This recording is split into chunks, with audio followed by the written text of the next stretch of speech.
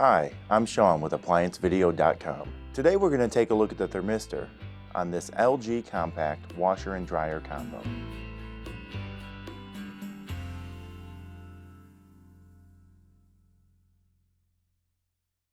Stop! Before beginning any repair, always be sure to disconnect the power to the appliance. It is also recommended to test the outlet for the proper voltage. Remember to also turn off the water. A faulty thermistor assembly on this LG combo unit may lead to an error code of TE or DHE. To begin this repair, click on the link below to view this repair video.